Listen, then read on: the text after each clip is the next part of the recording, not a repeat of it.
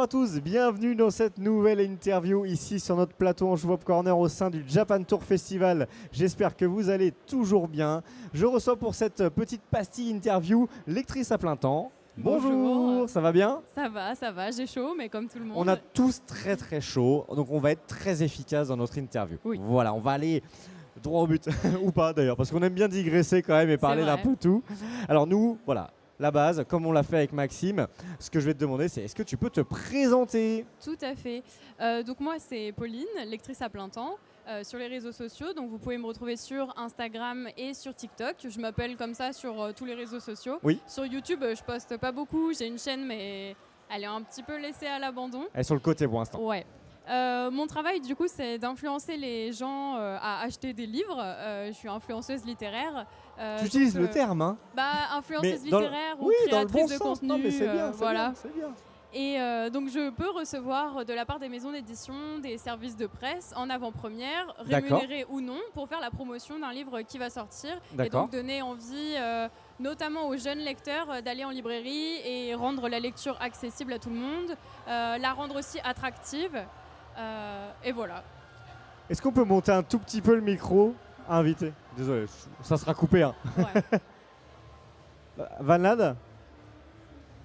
Van Lad, Théophane, est-ce qu'on peut monter un peu le micro invité, s'il vous plaît? Vas-y, parle un peu. 1, 2, 1, 2. C'est mieux? C'est mieux peut-être, parce que je t'entendais pas bien avec le concert qui est là-bas.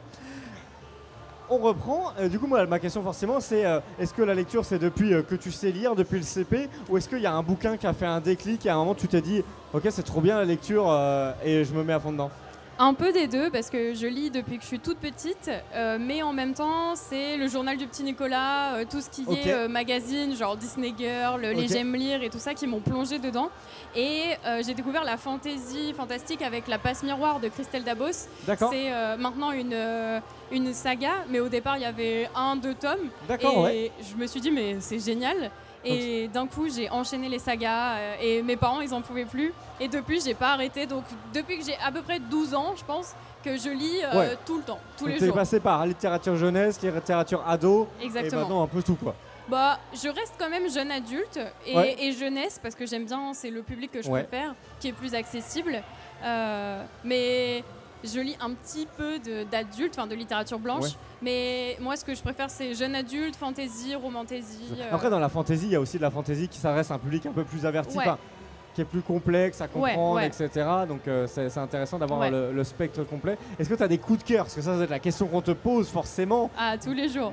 Mes coups de cœur en fantasy, j'aime beaucoup Le Prince Cruel de Holly Black, qui est une fantasy avec des guerres de territoire, des complots, une héroïne qui est franchement badass, que j'aime beaucoup. Il y a une petite romance, mais c'est pas du tout l'intrigue principale. Après, j'aime beaucoup tous les livres de Victor Dixon avec Phobos, Vampiria, Extincta, c'est mon préféré, qui sont fantastiques et un peu visionnaires écologiques pour Extincta, puisque c'est l'extinction de l'espèce humaine, quoi. Donc, donc on va mélanger un peu les messages. Mais c'est franchement bien. Et pour finir, j'aime beaucoup les romans de V.E. Schwab, qui a écrit notamment la duologie Vicious et Vengeful. Et là, c'est des adolescents qui vont essayer de se faire revivre après la mort. Et en fait, ils vont développer des pouvoirs extraordinaires. Et c'est génial. Et c'est un peu sombre. Donc, je le conseille à un public quand même 13-14 ans. Mais c'est trop bien. Ok, c'est un peu... Voilà, cet été-là, si vous voulez emmener quelques bouquins de fantasy sur la plage, vous les notez. Carrément. Et c'est parti. À côté de ça, est-ce qu'il y a d'autres... est-ce que maintenant tu lis un peu de tout, même de la non-fiction, ça t'arrive Ça m'arrive. Et puis avec la fac, je suis obligée de lire des classiques, donc j'en lis beaucoup. On a compté en 3 ans, on est à peu près à 30 livres classiques, donc ça représente quand même une bonne quantité. Et là, je vais intégrer un master en métier du livre et de l'édition. Donc je vais devoir lire beaucoup plus large pour m'adapter aux entreprises avec lesquelles je vais travailler, aux maisons d'édition, à la ligne édito de chacun. Mais en non-fiction, je lis beaucoup de romans engagés, plutôt féministes, genre Mona Chollet, tout ça. Et ça, c'est génial, je trouve. Mais quand même, ça me plonge pas autant que dans une fiction, ça c'est clair. Parce que la lecture, c'est pour s'évader, donc... Ouais, complètement. C'est vrai que c'est pour s'évader. Et quand tu parlais des classiques, j'avais envie de te poser la question. Est-ce que c'est vrai, des fois, on nous force sur le scolaire, on dit lier tes classiques. Est-ce qu'à un moment, tu as lu un truc qui te dit, c'est vrai que celui-là, il faut quand même l'avoir lu?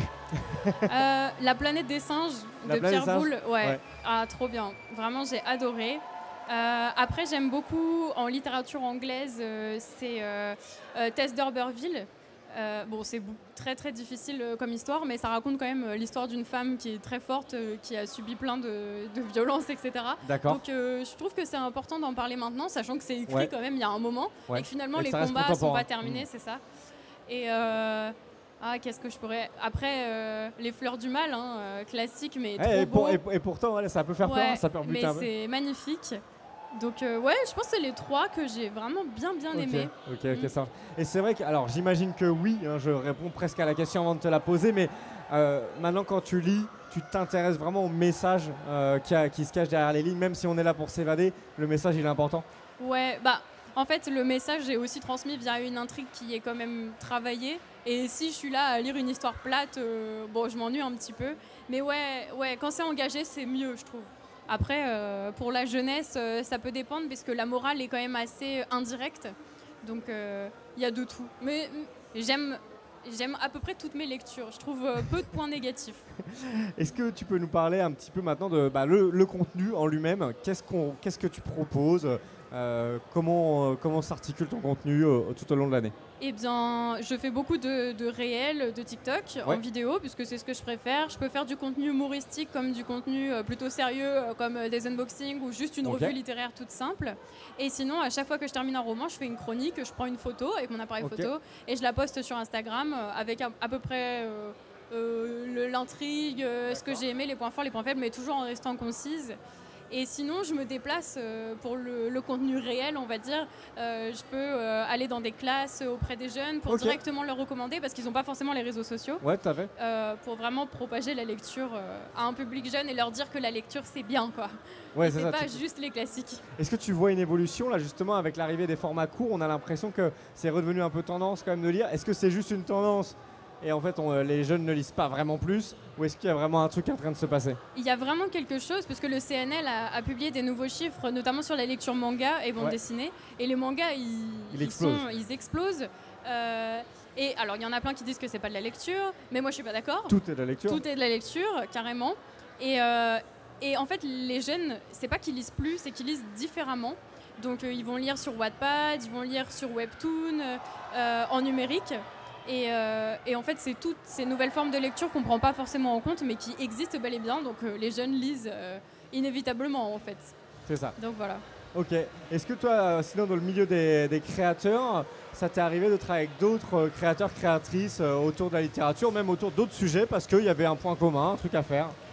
Oui, j'ai organisé des chasses aux livres avec d'autres influenceuses.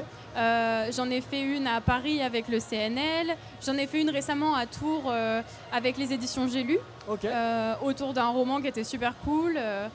Et après, en partenariat, on peut faire des cross-posts sur Instagram. Oui, bien sûr. Mais sinon, on se mélange pas trop finalement. Juste, on est tous plutôt copines.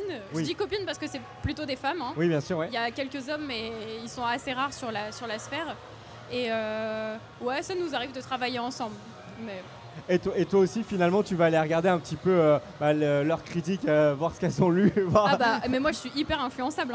Donc oui, je consomme Bookstagram et BookTok comme moi, je crée. Évidemment, mais ça c'est depuis toujours, donc même avant que je me lance, j'en regardais déjà. Donc finalement, je continue sur la lancée. Je peux pas m'en passer, je crois. C'est ça. Juste pour revenir rapidement sur ici le Japan Tour Festival, c'était quoi un petit peu ton programme? T'as eu des dédicaces, des rencontres avec tes abonnés, t'as fait des scènes? J'ai fait quelques dédicaces et j'ai fait des gyoza sur la scène cuisine. Des gyoza végétariens, ça n'a rien à voir avec la lecture, mais c'était très bon et on a bien mangé. Et on s'est bien amusé sur la scène. Et sinon, non, je fais le tour du salon comme tous les ans. Je vais voir les loteries où il y a les figurines. Je vais voir les petits artisans, c'est super sympa.